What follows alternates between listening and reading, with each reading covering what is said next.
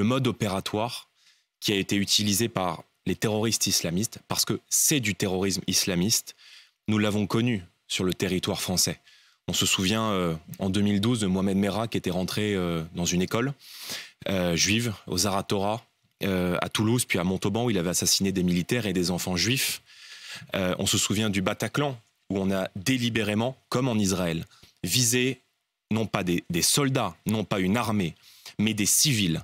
On a tiré sur des enfants, on a kidnappé des familles, des femmes, des enfants, on a fait subir des exactions. Donc ces actes sont absolument inadmissibles et je pense, vous me demandez quelle est notre grille de lecture, je pense qu'il n'y a pas de condamnation, mais il n'y a aucune justification à ce qui s'est déroulé il y a quelques heures et qui va probablement encore se dérouler dans les prochaines heures. Et donc je veux dire ce matin, au-delà du conflit israélo-palestinien, ma solidarité la plus totale à l'égard de cet acte terroriste d'une barbarie sans précédent. Et Jordan Bardella, on entend effectivement dans les mots que vous avez choisis, lorsque je vous pose cette question très ouverte, de votre lecture globale du conflit, vous choisissez aussi des mots et vous montrez votre distinction, et vous l'avez tout de suite mentionné avec LFI, on va y revenir, mais je voudrais qu'on reste d'abord sur ce qu'il se passe là-bas et sur la manière dont vous voyez la suite, y compris pour la France. Faut-il soutenir, aller jusqu'à envoyer éventuellement des armes, ce que les États-Unis, par exemple, envisagent? Jusqu'où irait le soutien d'une France RN pour ce qu'il se passe en Israël? D'abord, la condamnation, sans la moindre réserve, ce qui me semble être déjà la moindre des choses. Deuxièmement, si la France peut apporter une aide humanitaire, je pense que la France peut l'envisager. Maintenant, Israël prépare en ce moment même une riposte, une réponse qui doit être une réponse ciblée. La réponse n'est pas simple parce qu'on sait qu'il y a, à l'heure où nous nous parlons, un peu plus de 150 citoyens israéliens, et peut-être même des étrangers d'ailleurs, qui sont détenus en otage dans la bande de Gaza. Donc, Aron disait l'histoire est tragique. On s'aperçoit que l'histoire est complexe. Et la réponse israélienne est une réponse légitime et normale face à un acte terroriste. Ce qui est clair, légitime. C'est-à-dire que les frappes qui ont déjà lieu depuis la nuit dernière, mais qui auront sans doute lieu encore plus, peut-être même les frappes terrestres, puisque l'armée de Tsahal a remobilisé aussi. Est-ce que pour vous, tout cela est légitime? Le mot légitime. La réponse israélienne est légitime. Israël a subi une attaque terroriste de grande ampleur par l'intermédiaire du Hamas, par l'intermédiaire, nous l'avons vu aussi, de frappes dans le sud du Liban de la part du Hezbollah. Donc il y aura une réponse proportionnée. Ce qui est clair, c'est que quand la nation israélienne est confrontée à une attaque terroriste, c'est autre chose que Madame Hidalgo qui allume des bougies sous la tour Eiffel, ça je vous le concède. Quand vous dites c'est autre chose, et effectivement on sent presque du mépris, en même temps Anne Hidalgo a éteint la tour Eiffel dès le premier soir, elle sera aux couleurs d'Israël. Ouais. C'est anecdotique ou c'est malgré tout nécessaire? Non, mais c'est pas anecdotique, c'est que le temps du recueillement et le temps de la mémoire, il est normal. Mais moi ce que je crains, vous m'interrogez comme responsable politique français, c'est l'importation sur notre sol de cette idéologie qui est en train de s'installer aujourd'hui partout dans notre territoire. Et au-delà de la réaction, encore une fois, de la gauche sur laquelle nous allons revenir, il s'agit des mêmes combattants. C'est-à-dire que ceux qui ont combattu et qui se sont infiltrés dans Israël dans la nuit de vendredi à samedi, pour vous, ce sont les mêmes que les radicalisés islamistes qui ont pu commettre des attentats sur le sol français. Il y a dans les statuts du Hamas le djihad international, qui est prôné par cette organisation, qui, je le rappelle, est considérée comme terroriste par l'Union européenne. Il y a sur notre sol, madame, et je le dis de la manière la plus claire qui soit et la plus lucide, des centaines, des milliers, des dizaines de milliers de personnes qui, sur le sol français, sont des compagnons de route et des sympathisants de l'idéologie du Hamas, de l'idéologie islamiste et de l'idéologie des frères musulmans. Et permettez-moi maintenant de mettre les deux pieds dans le plat.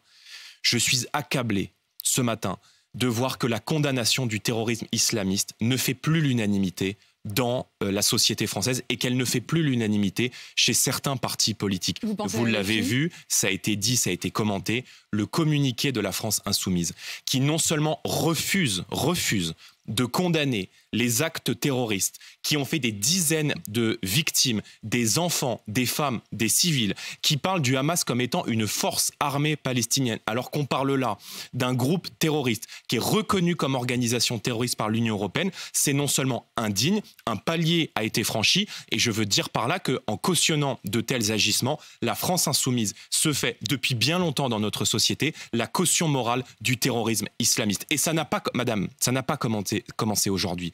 Je me rappelle déjà, souvenez-vous, en 2015, madame Obono qui sur son blog refusait de soutenir Charlie Hebdo à la suite de l'attentat terroriste qui avait visé Charlie au mois de janvier. Souvenez-vous de madame Garrido qui nous avait parlé de réconciliation possible un jour avec les terroristes du Bataclan. Regardez les tweets de M. Mélenchon et de M. Boyard, qui n'ont aucun mot de condamnation pour des exactions qui sont commises contre des populations civiles. Souvenez-vous, madame, de la France insoumise qui marchait il y a quelques mois encore dans cette marche de la honte en novembre 2020 avec les islamistes du CCIF. Contre ce qu'ils appellent l'islamophobie. Où, bien sûr, où on a hurlé Allah Akbar à 100 mètres du Bataclan, organisation qui depuis a été dissoute par le ministère de l'Intérieur. Jordan Bardella, on fait quoi maintenant? C'est-à-dire est-ce que vous dites c'est un combat politique, c'est un débat politique? Est-ce que vous dites, comme certains, le maire de Reims dit, il faut lever l'immunité parlementaire de quelqu'un comme Louis Boyard pour pouvoir carrément aller sur un terrain juridique et condamner une forme de complicité? Je pense qu'il faut protéger le peuple français de toute résurgence de cette idéologie, soit par ses tenants et ses militants, nous en avons parlé, soit par ses soutiens, comme c'est le cas de la France insoumise. La question qu'on doit se poser avant d'agir, c'est qui défend aujourd'hui le terrorisme? Qui soutient ces actes aujourd'hui dans notre société? Il y a des mouvements politiques qui les soutiennent. On a vu le communiqué du NPA qui fait par cette occasion de l'apologie de terrorisme et des dizaines et des milliers de personnes qui se font les relais et les compagnons de route de cette idéologie. Donc, pour vous répondre très clairement, je pense qu'il faut judiciariser toute forme d'apologie de terrorisme dans notre société. Je pense que le parquet doit systématiquement poursuivre ce type de déclaration, pas seulement sur des mouvements politiques, mais aussi sur des gens qui, dans notre société, partagent cette idéologie. Il faut traquer les auteurs de ces propos et les judiciariser derrière. Vous avez vu ce que titrait Le Figaro il y a quelques jours. La menace islamiste continue de planer sur notre société. Donc, c'est en ce moment même... C'est ce que dit d'ailleurs Gérald Darmanin. Et M. Lerner, le patron des services secrets français, qui dit régulièrement devoir tenter de débusquer effectivement ces menaces. Oui, mais Jordan Bardella, les a débusqués, on fait quoi, madame? Justement, je vous pose la question à vous. D'abord, on judiciarise. C'est ce que je viens de vous demander. Deuxièmement, on mène une guerre contre le fondamentalisme islamiste, précisément parce que le fondamentalisme islamiste dans notre société, contre l'Occident, en France, en Israël, comme partout aujourd'hui en Europe, nous a déclaré une guerre. Il y a 4000, soyons très concrets, il y a 4500 individus fichés S pour radicalisation qui sont étrangers sur le sol français. Il faut les expulser. Expulser de potentielles bombes humaines, c'est protéger le peuple français. Et croyez-moi, lorsque nous serons au pouvoir, je n'aurai pas la main qui tremble. Deuxièmement, madame, il faut dissoudre aujourd'hui toutes les organisations dans notre société, organisations islamistes, celles qui ont notamment refusé de signer la charte de la laïcité. Certains ont même et qui bénéficient d'une impunité aujourd'hui administrative. Avait demandé la dissolution d'un groupe en France qui soutient la Fosse aux Lions, qui sont des combattants pro-palestiniens, qui ont tenté d'organiser une manifestation aujourd'hui à Lyon, qui est une manifestation qui a été interdite.